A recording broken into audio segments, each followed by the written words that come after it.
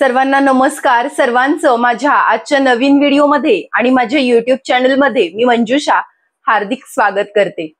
पावसाळ्याचे दिवस आहेत आणि बाहेरच्या वातावरणामुळे सर्दी, खोकला, घसा दुखणे असे त्रास सगळ्यांना होत आहेत आणि या सर्दी, खोकला, घसा दुखण्यावरच एक घरगुती काढा, एक घरगुती औषध मी सांगणार आहे। सगळे पदार्थ आपल्या किचन मध्ये अगदी सहज उपलब्ध असणारे आहेत आणि काढा अतिशय गुणकारी असणार आहे। तर नक्की करून पहा। आणि जर तुम्हाला तुमची प्रतिकारक क्षमता वाढवायची असेल, तुम्हाला सर्दी, खोकला, कफ असं काही होऊ नये असं वाटत असेल, तरी देखील तुम्ही हा काढा एक चमचा घेतला तर तुम्हाला खूप छान रिझल्ट्स मिळणार आहेत। आता काढा कसा बनवायचा ते आपण पाहूयात। काढा बनवण्यासाठी तुम्ही पहिल्यांदा घ्यायच्या आहेत लवंगा। 10 लवंगा घ्यायच्या आहेत। याच्या सोबतच मिरी देखील घ्यायची आहेत। 20 मिरी घ्यायच्या आहेत।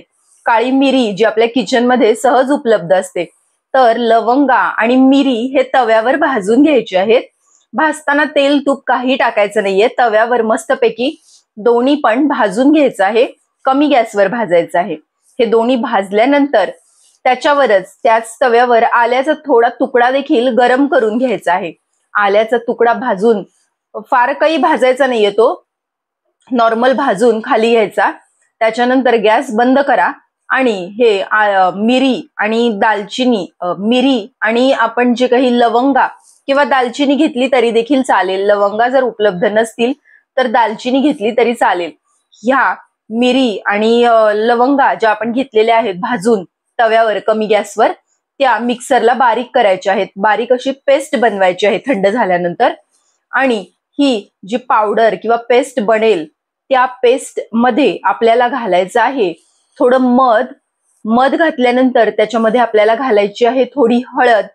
त्याच्यामध्ये आपल्याला घालायचं आहे सैंधव मीठ आणि जे आलं आपण तव्यावर हलकसं भाजून घेतलं होतं ते आलं आता आपल्याला किसून घ्यायचं आहे आणि त्या आल्याचा रस देखील आपल्याला याच्यामध्ये मिक्स करायचा आहे।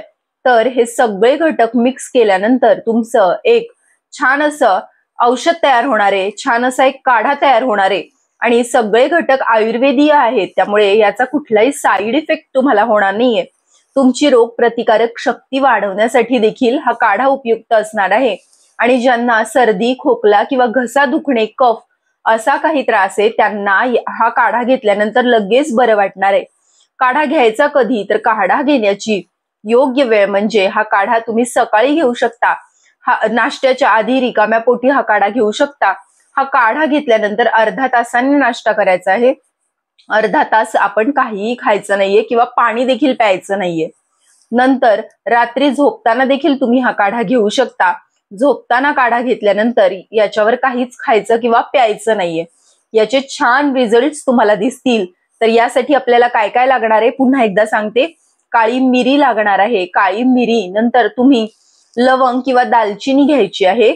लवंग, दालचिनी नंतर आलं लागणार आहे, हळद लागणार आहे, सैंधव मीठ लागणार आहे आणि मध लागणार आहे। या सगळ्याची छान अशी पेस्ट केली की तुम्हाला सर्दी, खोकला, कफ, घसा दुखणे याच्यावर एक सुंदर असं औषध तयार होणार आहे। औषध खूप इफेक्टिव्ह असणार आहे।